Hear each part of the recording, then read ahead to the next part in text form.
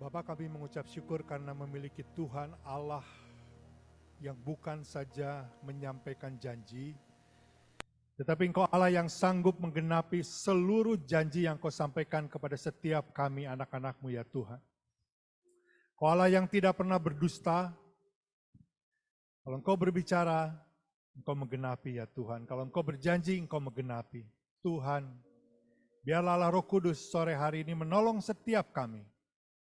Untuk kami boleh bukan saja memahami kebenaran ini ya Tuhan, tetapi mengalami janji-janji-Mu di dalam kehidupan kami.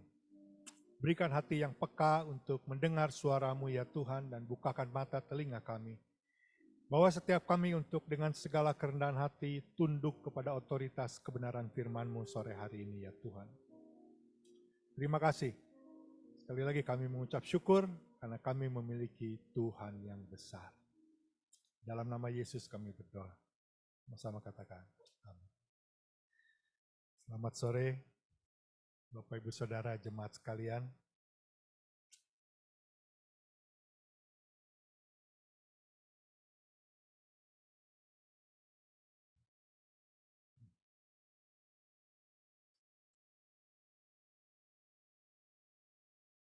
Kalau ada satu kata yang mungkin jarang kita katakan atau ingat, namun sebenarnya dalam banyak hal kita tidak bisa terlepas.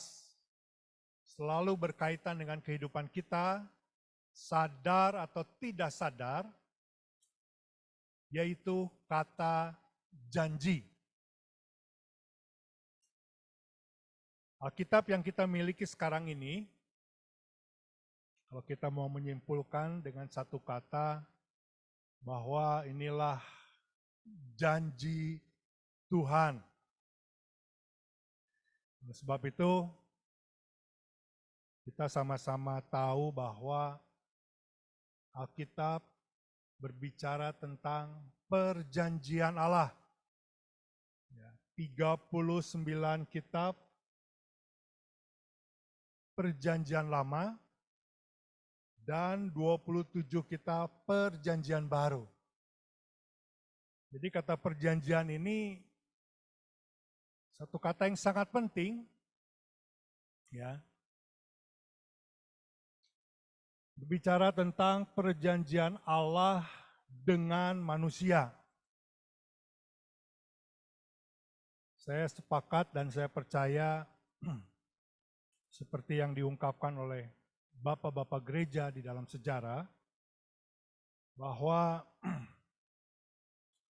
kata perjanjian ini menjadi tulang punggung, ya, menjadi tulang punggung yang mengikat dan menyatukan seluruh narasi atau kisah yang ada di dalam seluruh Alkitab.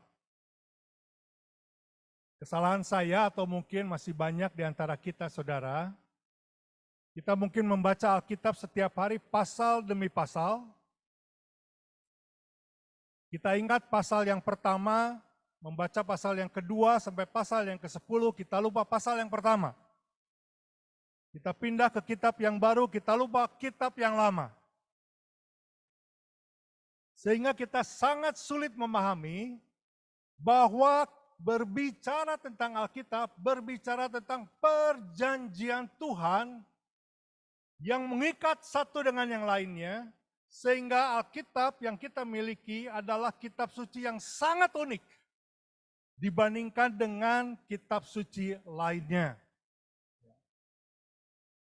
Saudara bisa mengambil kesimpulan sendiri apakah lebih baik atau tidak, tapi menurut saya satu-satunya kitab suci yang sangat unik yaitu Alkitab yang kita miliki. Alkitab yang kita miliki unik kenapa saudara? Karena tulisan-tulisan atau kalimat-kalimat di dalam Alkitab saling berkaitan satu dengan yang lainnya. Tidak bisa dilepaskan satu dengan yang lainnya. Kita akan sulit memahami isi Alkitab kalau kita mulai membaca dan memisahkan pasal demi pasal, kalimat dengan kalimat yang lain, perjanjian lama dan perjanjian baru. Kalau kita pisahkan, kita akan sangat sulit memahami, karena berbicara tentang Alkitab, berbicara satu kesatuan yang berbicara tentang perjanjian Allah, yang semuanya dituliskan di dalam kitab suci. Keunikan yang kedua, saudara, kenapa Alkitab berbicara tentang perjanjian, sekalipun Alkitab dituliskan atau menuliskan hukum-hukum Tuhan, saudara bisa menemukan di banyak bagian di dalam Alkitab, ada banyak hukum-hukum Tuhan yang harus kita taati, tetapi inti pesan dari Alkitab tidak berbicara tentang hukum-hukum Tuhan. Kalau saudara membaca kitab suci yang lain, saudara akan banyak menemukan hukum-hukum yang harus dilakukan oleh manusia supaya manusia berkenan kepada Tuhan. Supaya manusia diterima oleh Tuhan harus melakukan hukum-hukum. Tetapi Alkitab intinya tidak berbicara tentang itu. Karena Alkitab berbicara tentang perjanjian lama, perjanjian baru, berbicara tentang perjanjian Tuhan. Kita akan belajar sore hari ini, saudara, betapa pentingnya kita memahami perjanjian Tuhan. Jadi kesimpulannya, sementara tujuan utama dari penulisan Alkitab bukanlah untuk menetapkan hukum-hukum atau prinsip dan moral. Bagaimana seharusnya kita hidup, sekalipun itu semua dituliskan di dalam Alkitab, tapi bukan itu tujuan utamanya. Alkitab diberikan bukan untuk menjawab pertanyaan apa yang harus saya lakukan agar hidup saya berkenan kepada Tuhan. Bukan itu. Karena Alkitab menempatkan Allah di tempat yang paling terhormat, tertinggi, maha kudus, maha kuasa, dan maha berdaulat. Jadi berbicara tentang Alkitab, berbicara tentang Allah Tritunggal. Sebab itu ketika Yesaya mendapatkan penglihatan, dia melihat keberadaan Allah di surga, dia hanya bisa menyimpulkan bahwa Allah Tritunggal adalah Allah yang maha kudus, maha suci, maha berdaulat, maha tinggi, maha kasih, dan maha adil. Maka Alkitab, saudara,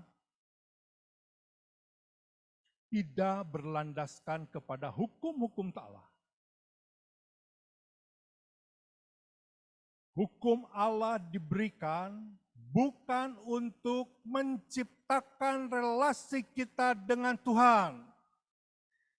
Kalau saudara membaca hukum-hukum Tuhan, perintah-perintah yang harus saudara taati di dalam Alkitab ini, bukan untuk mengikat relasi saudara dengan Tuhan, tetapi mengatur relasi kita dengan Tuhan. Apa yang harus saudara kerjakan, apa yang tidak boleh saudara kerjakan, ada hukum dibuat untuk mengatur relasi, tetapi bukan untuk menciptakan relasi. Ini keunikannya kekristenan, saudara. Saudara tidak bisa berusaha untuk membuat saudara berkenan kepada Tuhan dengan perbuatan saudara. Oleh sebab itu, relasi dengan Tuhan hanya bisa dikerjakan oleh Allah sendiri. Perbuatan baik kita tidak akan pernah membuat kita memiliki relasi dengan Tuhan. Oleh sebab itu kita harus bersyukur kepada Tuhan, karena Allah yang membuat perjanjian itu terhadap kita, dan Allah akan menggenapi itu. Kalau perjanjian Allah ditentukan oleh ketaatan kita kepada Tuhan, selesai. Selesai. Itu yang akan kita pelajari sore hari ini. Menyambung 2 minggu yang lalu berbicara tentang perjanjian baru. Kita membaca perjanjian baru, kita membaca perjanjian lama. Agustin mengeluarkan satu statement yang bagus, saudara, bahwa perjanjian baru tersembunyi di dalam perjanjian lama, dan perjanjian lama diungkapkan melalui perjanjian baru. Jadi kata kuncinya adalah perjanjian dan tema kita adalah The Promise Keeper. Siapa? Allah.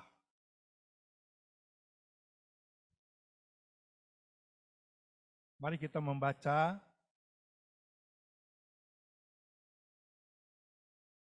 Kejadian pasalnya yang ke-15, ayatnya yang ke-17. Kita baca sama-sama ya. Kejadian pasal 15 ayat yang ke-17, kita akan banyak melihat bagian ini. Ya, kita akan banyak melihat bagian ini. Kita baca sama-sama 1, 2, 3. Ketika matahari telah terbenam dan hari menjadi gelap, maka kelihatanlah perapian yang berasap beserta suluh yang berapi lewat di antara potongan-potongan daging itu. Bapak Ibu Saudara, mengingatkan 2 minggu yang lalu bahwa ketika manusia pertama kali jatuh di dalam dosa, manusia lari dari Tuhan, tetapi sebaliknya Tuhan mencari orang berdosa. Dan Tuhan menyampaikan janjinya sebelum dia menghukum manusia berdosa.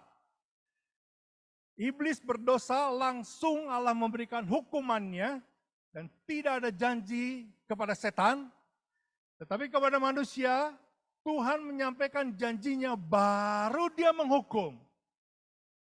Ya, apa yang dikatakan janji Tuhan di dalam Kejadian pasal 3 ayat yang ke-15 yang sudah kita bahas. Aku akan mengadakan permusuhan antara engkau dan perempuan ini, antara keturunanmu dan keturunannya. Keturunannya akan meremukkan kepalamu dan engkau akan meremukkan tumitnya. Sudah membahas ini saudara. Jadi Allah berbeda sekali dengan Adam dan Hawa ketika mereka jatuh di dalam dosa. Manusia panik dan bingung apa yang sudah terjadi dengan dirinya dan bagaimana dia harus menyelesaikan dosa itu. Dia panik. Tetapi Allah tidak panik, Allah tidak bingung. Di dalam Allah tidak ada kata, waduh, gimana nih? Apa yang terjadi? Apa yang harus saya perbuat? Ciptaan saya manusia, ciptaan yang saya kasih jatuh di dalam dosa. Apa yang harus saya perbuat? Di dalam Allah tidak ada statement seperti itu. Allah sudah tahu semua itu akan terjadi dan tahu dengan persis apa yang harus dia lakukan untuk menyelesaikan semua permasalahan yang terjadi. Yaitu berbicara tentang kejatuhan manusia di dalam dosa. Allah tahu persis kapasitas manusia yang tidak akan pernah bisa menyelesaikan dosa. Oleh sebab itu, Allah berjanji kepada manusia untuk menyelesaikan dosa. Dan puncak janji itu, saudara, disampaikan kepada Abraham di dalam pasal yang ke-15. Kitab Kejadian. Pasal 15 dari kitab Kejadian merupakan jantung dari seluruh isi Alkitab.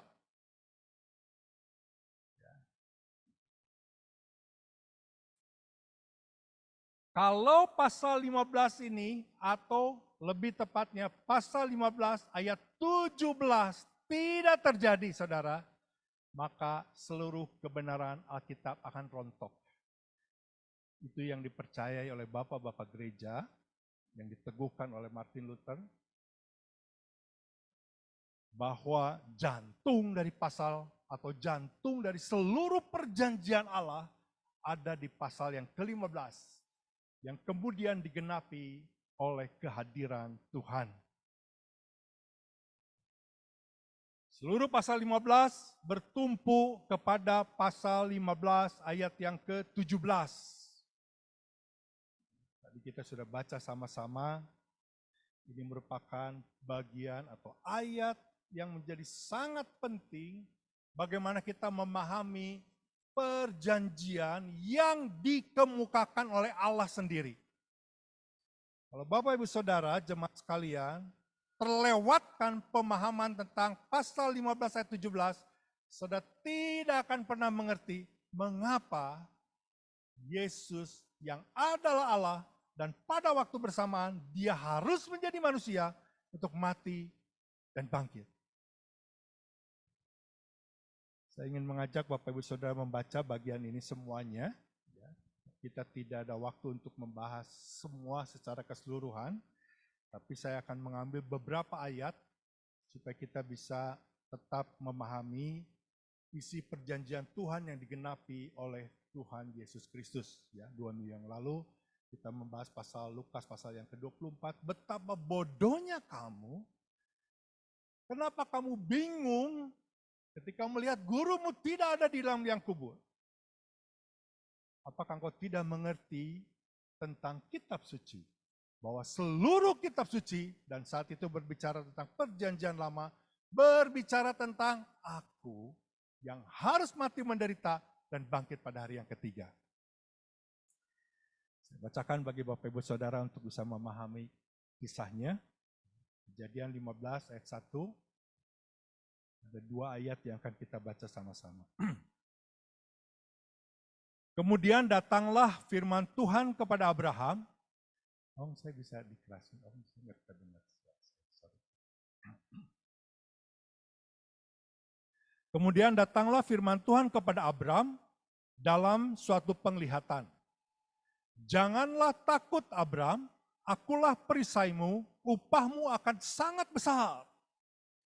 Abram menjawab, ya Tuhan Allah, apakah yang akan kau berikan kepadaku, karena aku akan meninggal dengan tidak mempunyai anak, dan yang akan mewarisi rumahku ialah Eliezer orang Damsik itu. Lagi kata Abram, engkau tidak memberikan kepadaku keturunan, sehingga seorang hambaku nanti menjadi ahli warisku. Ayat yang keempat, tetapi datanglah firman Tuhan kepadanya demikian. Orang ini tidak akan menjadi ahli warismu, melainkan anak kandungmu, dialah yang akan menjadi ahli warismu. Lalu Tuhan membawa Abram keluar serta berfirman, coba lihat ke langit, hitunglah bintang-bintang, jika engkau dapat menghitungnya, maka firman-Nya kepadanya, demikianlah banyaknya nanti keturunanmu. Ayat yang ke-6 kita baca sama-sama, 1, 2, 3. Lalu percayalah Abram kepada Tuhan, maka Tuhan memperhitungkan hal itu kepadanya sebagai kebenaran. Lalu firman Tuhan kepadanya, akulah Tuhan yang membawa engkau keluar dari Ur Kasdim untuk memberikan negeri ini kepadamu menjadi milikmu. Kata Abram, ya Tuhan Allah, dari manakah aku tahu bahwa aku akan memilikinya? Firman Tuhan kepadanya, ambillah bagiku seekor lembu betina berumur 3 tahun, seekor kambing betina berumur 3 tahun, seekor domba jantan berumur 3 tahun, seekor burung tekukur, dan seekor anak burung merpati. Diambilnyalah semuanya itu bagi Tuhan, dipotong menjadi 2, lalu diletakkannya bagian-bagian itu yang satu di tempat yang lain. Tetapi burung-burung itu tidak dipotong 2. Ketika burung-burung buas singgah pada daging binatang-binatang itu, maka Abram mengusirnya. Menjelang matahari terbenam, tertidurlah Abram dengan nyenyak. Lalu turunlah meliputinya gelap gulita yang mengerikan. Firman Tuhan kepada Abram, ketahuilah dengan sesungguhnya bahwa keturunanmu akan menjadi orang asing dalam suatu negeri yang bukan kepunyaan mereka. Dan bahwa mereka akan diperbudak dan dianiaya 400 tahun lamanya. Ini berbicara tentang bangsa Israel ada di bawah bangsa Mesir selama 400 tahun. Saya tidak akan bahas ini terlalu banyak, ya. Jadi saya menjelaskan. Ini bicara ketika nanti mereka keturunan Yusuf ada di bawah Mesir selama 400 tahun. Tetapi bangsa yang akan memperbudak mereka akan kuhukum, dan sesudah itu mereka akan keluar dengan membawa harta benda yang banyak. Tetapi engkau akan pergi kepada nenek moyangmu dengan sejahtera, engkau akan dikuburkan dan waktu telah putih rambutmu. Kejadian 15:16, tetapi keturunanmu yang keempat akan kembali ke sini, sebab sebelum itu kedurjanaan orang Amori itu belum genap. 17 kita baca lagi sama-sama, 1, 2, 3. Ketika matahari telah terbenam dan hari menjadi gelap, maka kelihatanlah perapian yang berasap beserta suluh yang berapi lewat di antara potongan-potongan daging itu.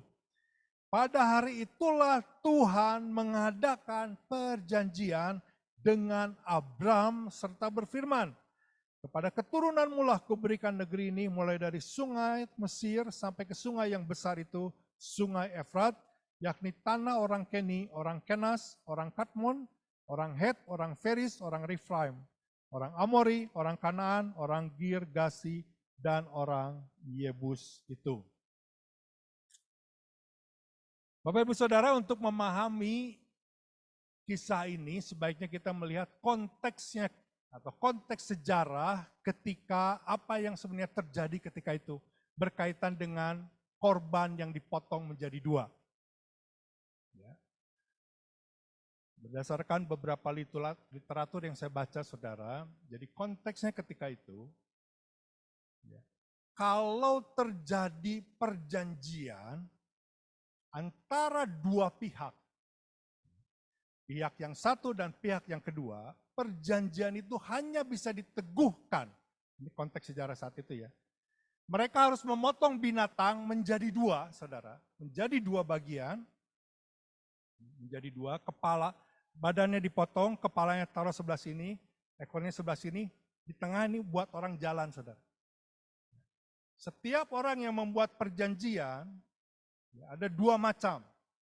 Yang pertama, kalau perjanjian itu dibuat oleh orang yang sama levelnya, otoritasnya sama, binatang atau hewan yang dibagi dua itu, dua orang ini berjalan bersama-sama melewati potongan binatang itu dengan pemahaman seperti ini. Kita sedang membuat perjanjian saat ini, kalau ada di antara kita berdua tidak memegang perjanjian ini, nasibmu sama dengan binatang yang dipotong, artinya kematian. Jadi itu konteksnya seperti itu. Jadi sangat terbiasa, sangat biasa sekali ketika Musa menuliskan ini, semua orang mengerti, saudara. Kalau setiap perjanjian, binatang dipotong menjadi dua, jalan di tengah, mengambil satu kesepakatan, siapapun yang melanggar perjanjian yang sudah ditetapkan, nasibnya sama dengan binatang yang dipotong. Mati. Tapi ada pihak perjanjian yang kedua. Ya. Kalau ini berkaitan dengan peperangan, saudara, kemenangan seorang raja, raja yang lebih berkuasa, raja yang memiliki otoritas, raja yang mengalahkan raja yang lebih rendah, raja yang memiliki kekuasaan lebih tinggi, dia akan perintahkan raja-raja yang dikalahkan oleh dia, kamu ambil binatang, kamu potong menjadi dua, dan kamu jalan di tengah-tengah binatang yang dipotong itu. Kalau kamu melanggar perjanjian itu, nasib kamu sama persis dengan binatang ini, kematian. Jadi raja yang lebih kuat, dia menyaksikan, saudara, raja-raja yang lebih rendah, yang dikalahkan oleh dia, yang dikuasai lahannya, dia akan berjalan di potongan binatang itu. Dan dia menyaksikan, oke, sekarang kamu sudah melewati, kalau kamu tidak menuruti perintahku, kalau engkau melanggar perintahku, nasibmu sama dengan potongan hewan. Jadi ketika Musa menuliskan Kejadian pasal yang ke-15, semua orang mengerti itu yang sedang terjadi.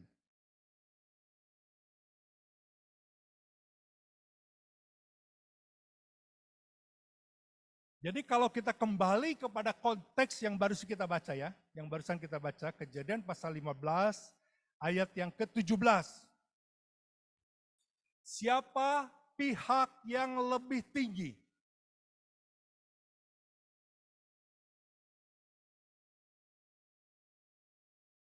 Saya bertanya.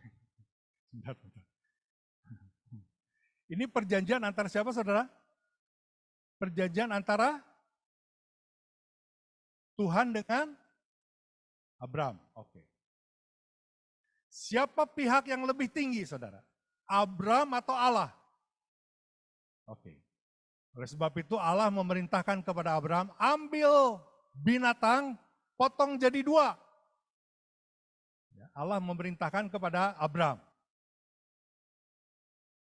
Jelas, saudara, jelas.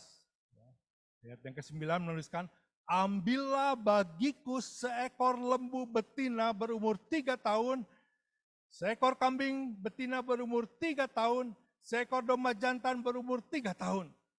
Seekor burung tekukur dan seekor anak burung merpati. Diambilnyalah semuanya itu bagi Tuhan, dipotong 2.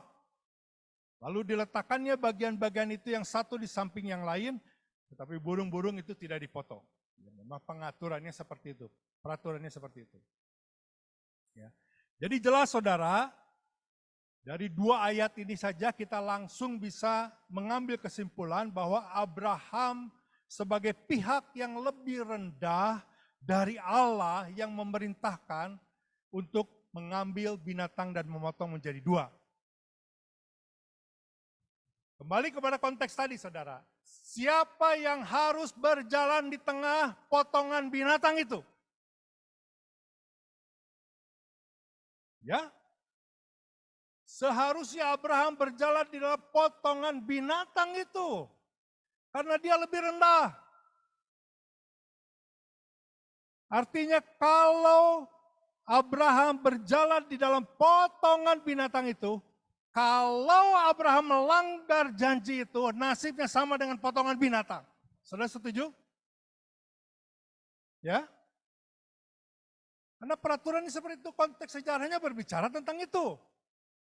Tetapi saudara, kenyataannya tidak seperti itu.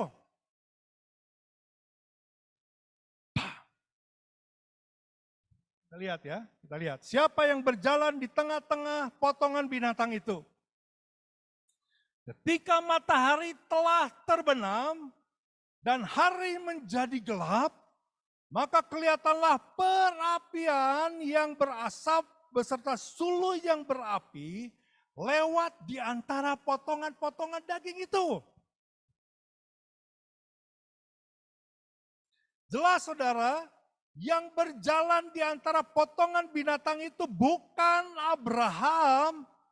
Alkitab menuliskan Abraham tertidur dengan lelap. Jelas.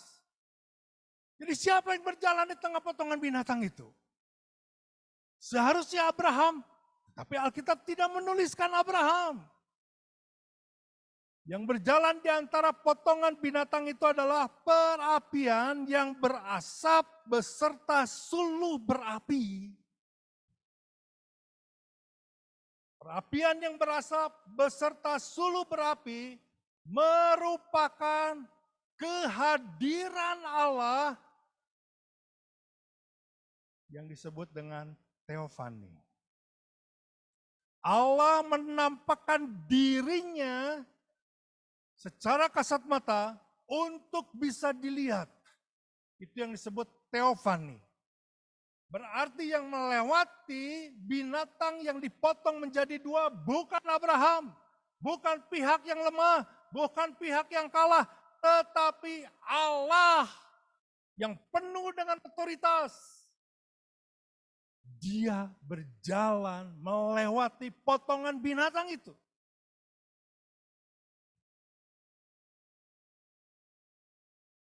Suluh yang berasap beserta perapian berbicara tentang kehadiran Allah. Saudara bisa mencari di bagian-bagian lainnya teofani yang terjadi di dalam perjanjian lama. Banyak sekali saudara. Kalau saudara masih ingat Kejadian pasal 3, Keluaran pasal 3 ketika Allah muncul dalam semak berduri. Api yang menyala tapi tidak menghanguskan yang di sekitarnya. Allah itu teofani saudara. Ya, kalau saudara membaca dalam Keluaran 19, 16, 25, ya guruh kilat dan awan padat dengan bunyi sangkakala, lalu seluruh gunung Sinai ditutupi oleh asap. Itu berbicara tentang teofani, kehadiran Allah melalui itu. Keluaran 24, 9, 18, awan yang menutupi gunung dan api yang menyatakan kemuliaan Allah itu berbicara tentang teofani. Dan dalam hal ini, perapian Allah atau sulu Allah melewati binatang yang dipotong menjadi dua, itu berbicara tentang kehadiran Allah yang berjalan di tengah-tengah potongan binatang. Artinya saudara, kalau salah satu dari pihak kita, kalau salah satu dari pihak tidak atau gagal menjalankan perjanjian, Allah akan mati seperti binatang yang dipotong ini.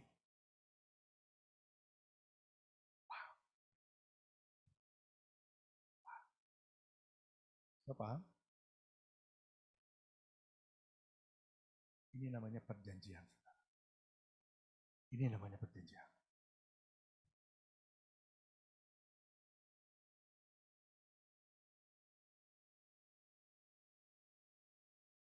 Sekarang kita paham, kita sudah membahas juga bagian Kejadian pasal yang ke-22, ketika Abraham mempersembahkan Ishak. Ketika hampir saja, ya kita sudah bahas ini ya, masih ingat ya saudara ya, bulan yang lalu. Ketika saya bahas tentang the only son ya.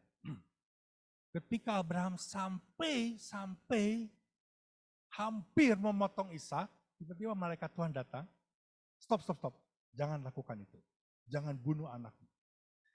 Aku sudah menyediakan domba untuk dipersembahkan. Kalau sudah masih ingat dituliskan dalam kitab Kejadian pasal 22 ayat yang ke-10 sampai 14. Sesudah itu Abraham mengulurkan tangannya lalu mengambil pisau itu untuk menyembelih anaknya.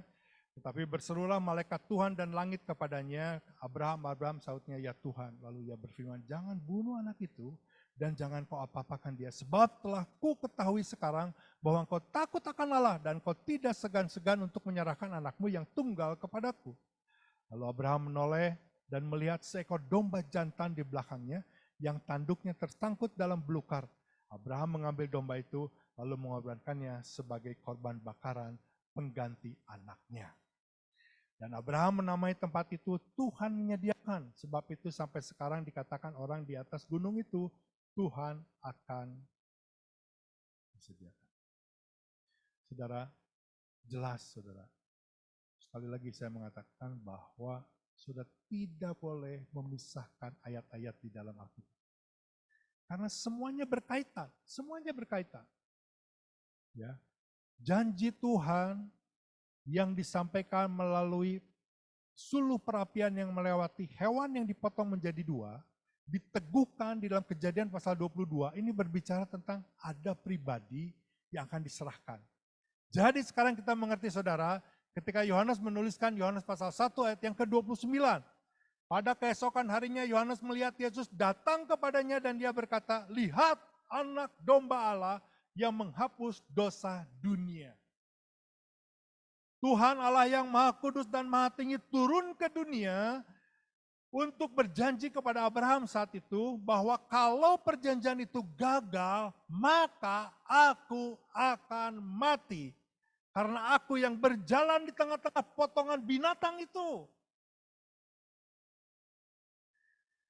Saudara, ini bukti nyata bahwa Allah sungguh mengasihi dunia ini, bahwa Allah sungguh mengasihi orang-orang berdosa. Roma pasal 5 ayat yang ke-8. Akan tetapi Allah menunjukkan kasih-Nya kepada kita oleh karena Kristus telah mati untuk kita ketika kita masih berdosa. 2 Korintus 5:21. Dia yang tidak mengenal dosa telah dibuatnya menjadi dosa karena kita, supaya dalam Dia kita dibenarkan oleh Allah. Pernahkah saudara merenungkan kenapa Allah harus berjalan di tengah-tengah hewan yang dipotong? Apakah saudara pernah merenungkan hal ini? Saudara, seandainya kalau Abraham yang berjalan di tengah potongan binatang itu, keselamatan tidak akan pernah terbukti atau digenapi di muka bumi ini. Kenapa saudara? Karena Abraham dan keturunannya gagal total memegang perjanjiannya dengan Tuhan. Kita sudah belajar saudara bahwa bangsa Israel adalah bangsa yang memberontak kepada Tuhan, melawan Allah, dan tidak pernah dengan sungguh-sungguh mentaati perintah-perintah Tuhan. Perjanjiannya dengan Allah dari sudut pandang manusia gagal total. Dan Allah tahu itu. Allah tahu persis bahwa kalau saya membuat perjanjian dengan manusia, di dalam pandangan dia yang ada di atas waktu, dia sudah bisa melihat bahwa Abraham dan keturunannya akan gagal. Dan tidak akan pernah bisa mentaati perintah-perintah atau hukum-hukum Allah. Allah tahu itu. Ini bukti nyata saudara bahwa Allah mengasihi manusia dengan pengetahuan yang seperti itu. Saya akan menyelesaikan itu dengan inisiatif saya dan dengan cara saya. Bukankah ini satu hal yang perlu kita syukuri saudara? Bahwa Allah tahu segala sesuatu termasuk kegagalan kita. Sehingga keselamatan sekali lagi saudara bersifat kekal. Bersifat kekal.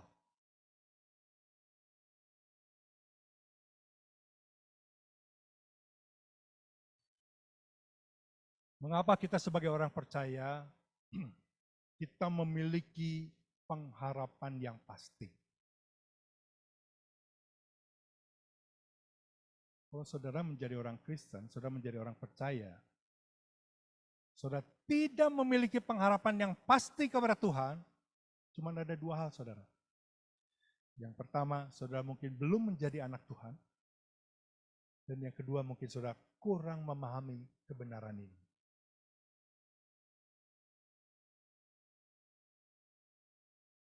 Di dalam Tuhan, kita orang-orang percaya, kita hanya memiliki satu pengharapan dan pengharapan itu pasti.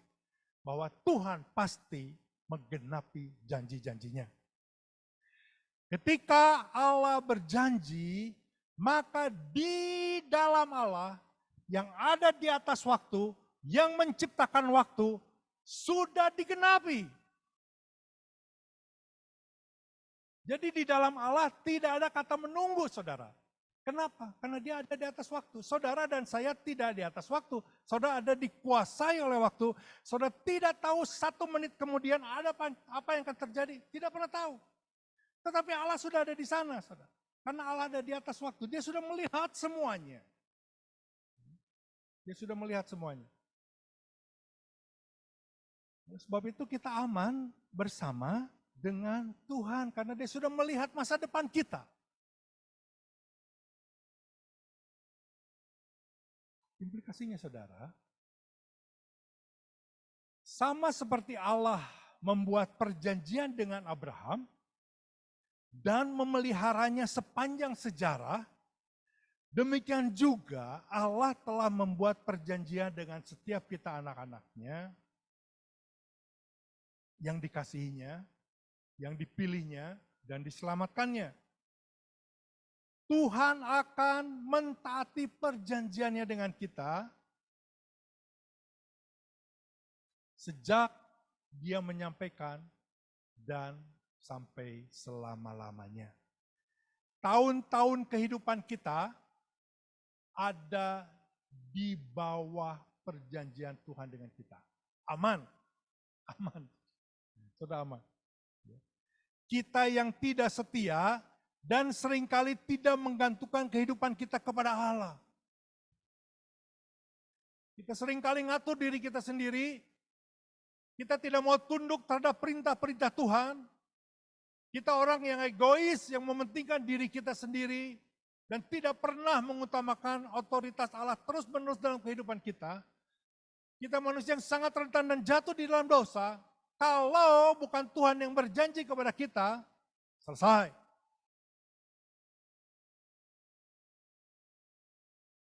Seandainya Allah tidak secara sepihak menetapkan perjanjiannya, tidak seorang pun akan percaya kepada Tuhan. Tidak ada seorang pun yang datang kepada Bapa kalau dia tidak memanggil. Seandainya dia tidak membuat perjanjian yang kekal, semua orang akan jatuh dan hilang. Jika perjanjiannya tidak sepenuhnya oleh kasih karunia, tidak seorang pun akan mendengar janji-janji itu. Karena tidak ada yang layak untuk mendapatkannya. Namun Allah yang berdaulat, kekal, murah hati, maha kasih. Memang dia yang menetapkan perjanjiannya, dan ia yang meneguhkannya, dan ia yang menggenapinya. Bukan dengan darah binatang, yang seperti dilakukan oleh Abraham, tetapi dengan darahnya sendiri, yaitu anak Allah, Tuhan Yesus Kristus. Yang kita puji, sembah, dan hormati sore hari ini di tempat ini. Selama 3 jam kegelapan, ketika Yesus tergantung di atas kayu salib, Allah bergerak dalam kegelapan untuk mengesahkan perjanjiannya kepada Abraham. Kalau manusia gagal dan tidak mentaati Allah, aku yang menanggung semuanya itu di atas kayu salib.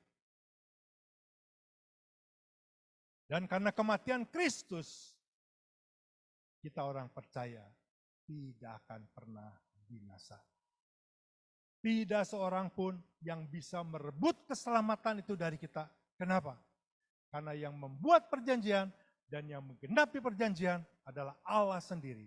Allah yang berdaulat, Allah yang berkuasa. Rasa aman kita sebagai orang percaya, saudara, tidak datang dari siapapun. Atau dari apapun. Misalnya,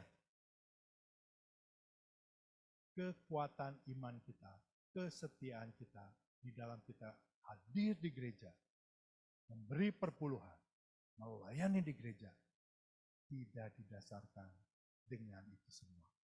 Nah, sebenarnya saudara, perbuatan itu semua kain kotor di hadapan Tuhan. Artinya apa? Tidak bisa menyelamatkan dan tidak bisa menembus dosa kita.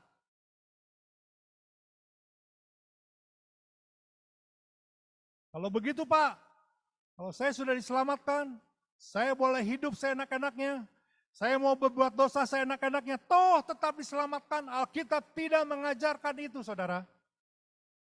Alkitab tidak pernah mengajarkan kepada kita, kalau kita diselamatkan dan memperoleh hidup yang kekal dan kekekalan itu tidak pernah hilang, Alkitab tidak pernah mengajarkan saudara boleh berbuat apa saja, berbuat dosa seenak saudara. Alkitab tidak pernah mengajarkan itu. Saudara diselamatkan oleh kasih karunia Tuhan untuk berbuat baik, seperti yang Tuhan sudah sediakan sebelumnya. Efesus pasal 2, 8-10.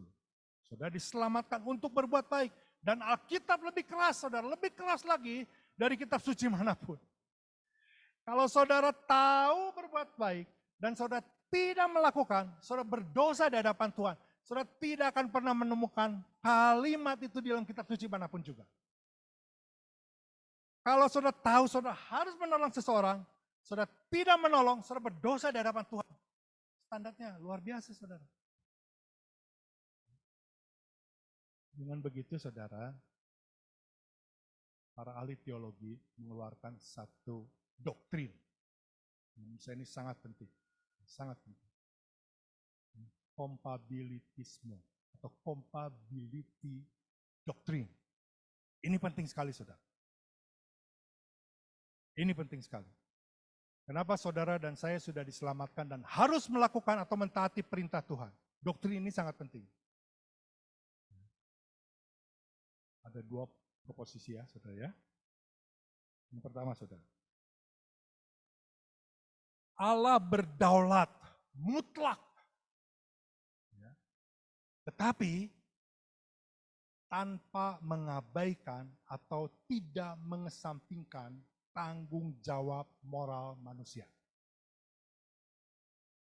Allah berdaulat, tetapi dia tidak pernah mengesampingkan tanggung jawab saudara dan saya untuk menjalankan perintah-perintah Tuhan. Proposisi yang pertama. Yang kedua,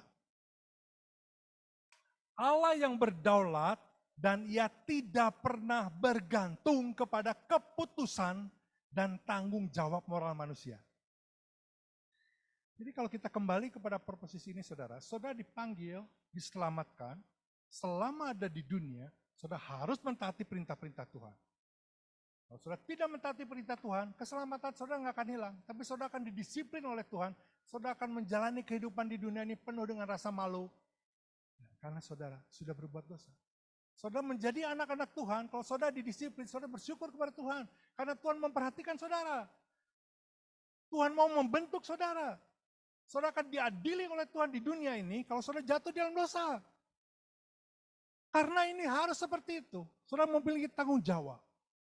Sekalipun kegagalan kita tidak menghilangkan keselamatan kekal. Ya, bicara dalam kitab Roma pasal yang ke-8. Saudara tidak bisa mempertahankan keselamatan dengan usaha saudara, nggak bisa. Mungkin 1 jam yang lalu kita sudah berbuat dosa. Atau selama kita berdiri atau duduk di tempat ini selama setengah jam, mungkin saudara sudah berbuat dosa. Kalau tiba-tiba mati dan keselamatan saudara ditentukan oleh kebaikan dan kesucian saudara, selesai. Selesai. Tidak itu. Tapi bukan berarti kita tidak harus berbuat baik. Harus. Kita bahas itu nanti dalam kitab Roma pasal yang ke-12 sampai 16. Sekarang saudara kembali kepada hal ini, ya, bahwa saudara dituntut untuk berbuat baik, bukan untuk menjaga keselamatan. Sekali lagi saudara, bahwa hukum-hukum Allah bukan untuk menciptakan relasi, tetapi mengatur relasi kita dengan Tuhan. Oleh sebab itu, proposisi yang kedua, Allah berdaulat dan dia tidak pernah bergantung kepada manusia. Dia bergantung kepada dirinya sendiri.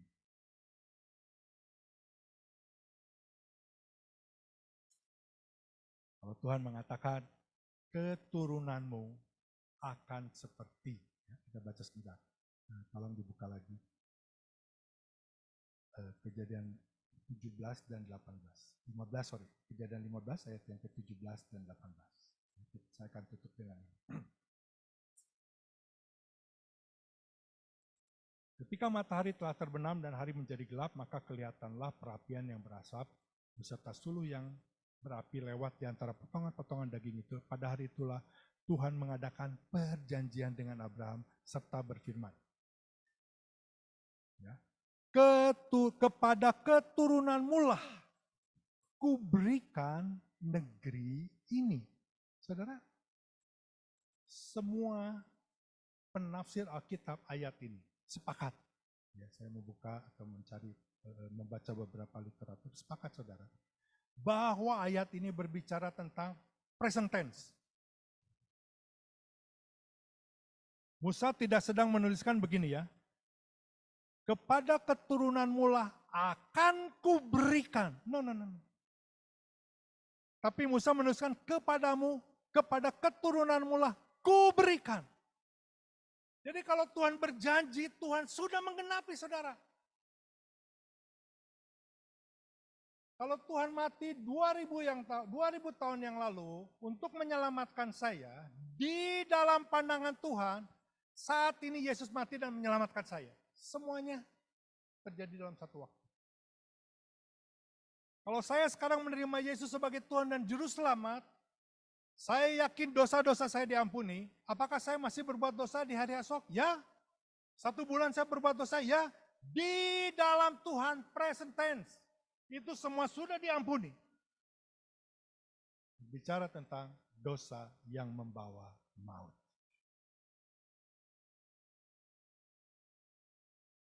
Aman bersama dengan Tuhan. Tapi jangan lupa, saudara punya tanggung jawab. Saudara harus menjalankan perintah-perintah Tuhan. Supaya apa saudara? Supaya Tuhan berkenan? No. Tuhan tidak akan lebih mengasihi saudara karena saudara mentaati Tuhan. Tidak. Tuhan tidak akan membenci saudara karena engkau tidak mengasihi Tuhan. Tidak. Sebelum kita mengenal dia, sebelum kita mau berbalik kepada dia, dia sudah mengasihi kita. Kita berbuat baik karena kita mengucap syukur kepada Tuhan. Dia sudah melakukan yang terbaik bagi kita. Dan kita berbuat baik untuk kemuliaan Tuhan. Jelas Yohanes menuliskan saudara, inilah kasih. Yaitu Yesus yang sudah mati dan berkorban bagi kehidupan kita. Ini berbicara tentang saya mengasihi Tuhan. Karena Tuhan terlebih dahulu mengasihi saya. Oleh sebab itu lagu tadi itu luar biasa saudara. Ya, Tuhan, apa tadi judulnya? Tuhan yang besar, betul ya? Tuhan yang besar ya. Saudara, kita sudah bahas ini dalam beberapa pertemuan ketika kita membahas kitab Yunus. Kata besar diulang-ulang. Kita sama-sama belajar, saudara, sama-sama belajar bahwa Tuhan lebih besar dari kekurangan kita, kelemahan kita, kedegilan, kesombongan, kejahatan, kelemahan, kekurangimanan kita. Tuhan lebih besar dari semua itu.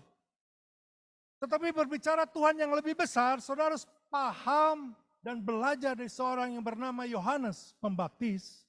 Biarlah dia menjadi lebih besar dan saya semakin kecil. Kalau saudara mau dan mengalami Tuhan yang lebih besar di dalam kehidupan saudara, saudara harus membuat dia lebih besar dari saudara. Saudara melakukan segala sesuatu bukan supaya saudara menjadi besar, bukan. Supaya Tuhan terlihat besar di dalam kehidupan kita. Kita hidup menjadi orang Kristen bukan untuk mencuri kemuliaan Tuhan, tetapi memuliakan Tuhan. Ini penting sekali, saudara. Penting sekali. Sudah melayani Tuhan di tempat ini. Saya melayani Tuhan di tempat ini. Saudara ingat ya, terus berlutut dan berdoa kepada Tuhan. Apakah saya sedang membesarkan Tuhan? Atau saya sedang mencuri kebesaran Tuhan? Supaya orang fokus kepada saya. Supaya orang melihat saya. Supaya orang menghormati saya. Supaya orang memuji saya. Yohanes Pembaptis tidak mengajarkan seperti itu. Dia harus lebih besar. Saya semakin kecil. Baru saudara bisa bicara bahwa Tuhan Allah yang besar. Saya mau beritahu saudara. Tuhan memerintahkan. Tuhan akan menolong saudara. Saudara tidak perlu khawatir. Tuhan, apakah saya mampu? Kalau mengandalkan kekuatan saya, tidak mungkin. Tidak mungkin saya tidak mencuri kemuliaan Tuhan. Tetapi kalau Tuhan yang berjanji, Allah Roh Kudus akan menolong saudara dan saya. Ketika saudara melakukan sesuatu, nama Tuhan dibesarkan melalui kehidupan saudara. Ini adalah berita baik. Berita baik. Tuhan sudah terlalu baik menyelamatkan kita.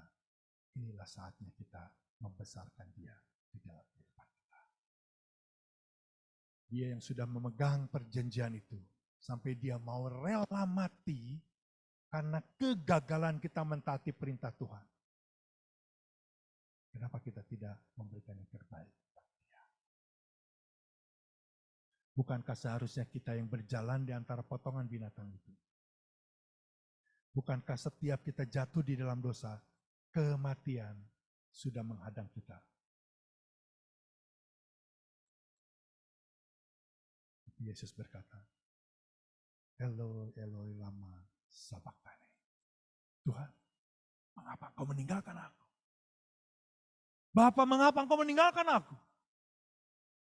Implikasinya saudara, supaya saudara dan saya tidak perlu berteriak, Eloi, Eloi, lama sabachthani. Supaya setiap orang yang percaya kepadanya tidak akan pernah ditinggalkan oleh Bapa. Tapi Dia menyertai saudara. Sekali lagi saudara, kekristenan menolak deisme. Kekristenan menolak pemahaman atau filosofi yang berbicara tentang Allah permulaan, Allah menciptakan, dan Allah meninggalkan ciptaannya. Allah tidak peduli dengan ciptaannya. Kekristenan menolak semua itu. Di dalam kekristenan, Allah menciptakan, Allah memelihara. Dan saudara diciptakan, saudara dipelihara. Bukan saja berbicara tentang kehidupan yang bersifat materi, tetapi khususnya yang bersifat roh. kehidupan kekal saudara.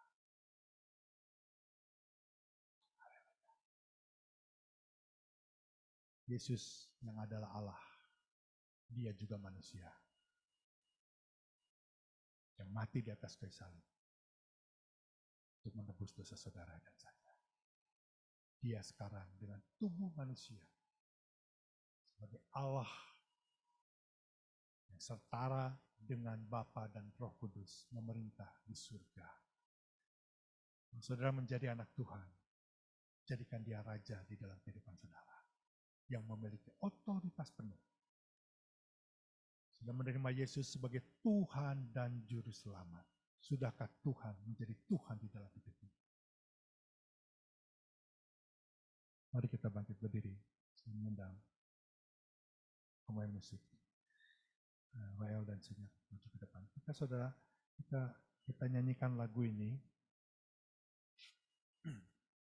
Ini lagu yang luar biasa, saudara, menurut saya luar biasa. Lagu ini mengatakan, ku hidup karena percaya. Kau yang berjanji setia, pengharapanku selalu ada di dalammu. Ku tidak akan menyerah meski dalam kesesakan, seluruh hidupku dalam genggamanmu. Aku punya Tuhan yang besar, yang telah berjanji dan sanggup menggenapi. Imanku bersepakat percaya kuasanya. Ku terima sekarang. Ku terima sekarang. Present tense lagi. Bukan hanya hari ini, sejam kemudian, besok, lusa, dan seterusnya. Ku terima sekarang. Sudah hidup ada di dalam janji Tuhan. Dan Tuhan tidak pernah berdusta. Ini kan baik-baiknya, dalam keadaan apapun saudara, dalam keadaan apapun, kau bersama dengan Tuhan. Kau bersama dengan Tuhan.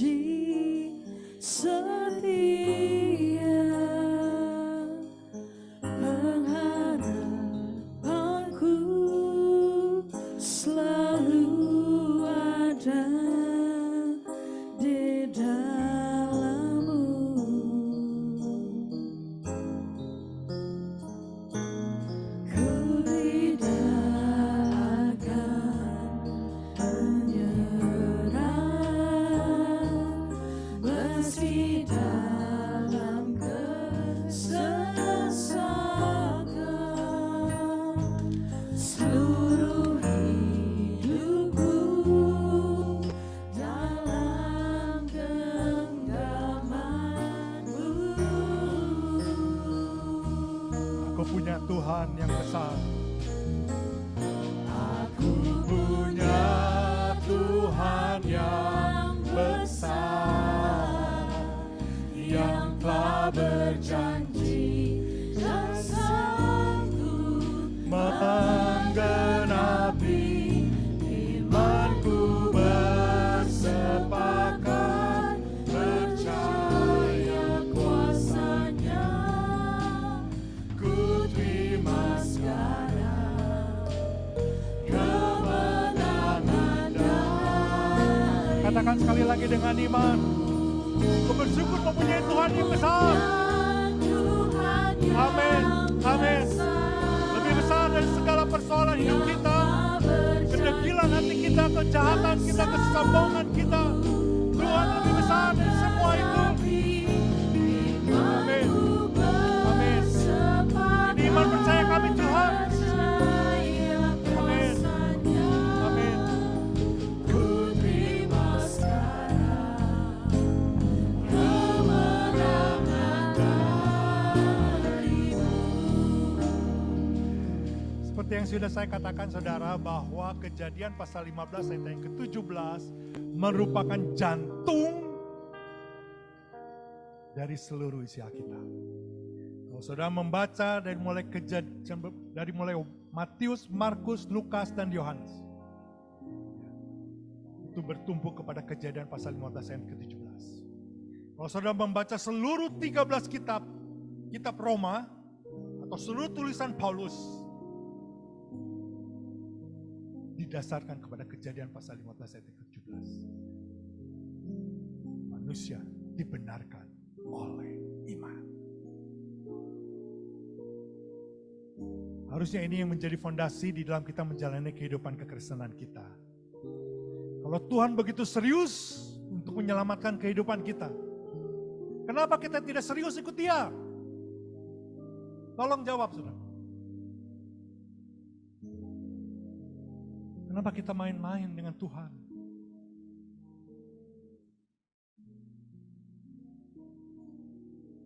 Kenapa kita seringkali mengabaikan Tuhan di dalam kehidupan kita?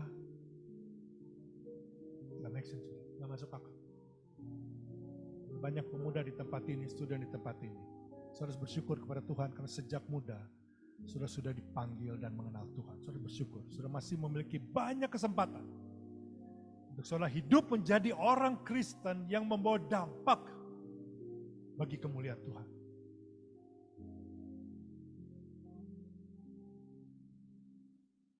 Saya menantang saudara dan menantang diri saya sendiri. Saudara harus menjadi orang Kristen yang lebih baik hari ini dibanding hari kemarin. Dan besok harus lebih baik dari hari ini. Muliakan Tuhan di dalam kehidupanmu. Besarkan Dia di dalam kehidupanmu. Taati perintah-perintahnya.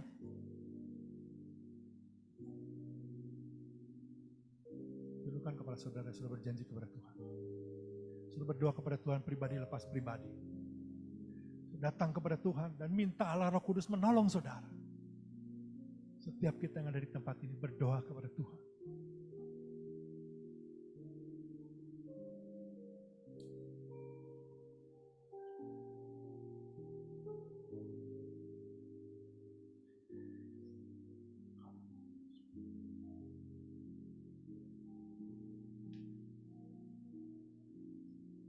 Saudara, izinkan saya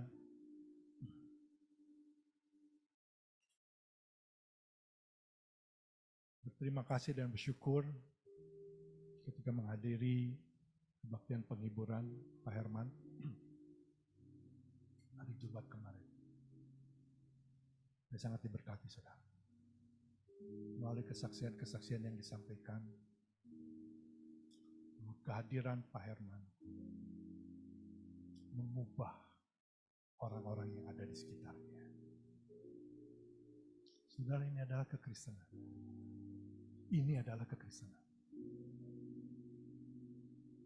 Kehadiran Pak Herman di dalam keluarganya, di akhir-akhir hidupnya, mengubahkan anak, mantu, dan cucu-cucunya. Saya mengatakan hal ini karena memang sudah disaksikan di dalam kebaktian kemarin.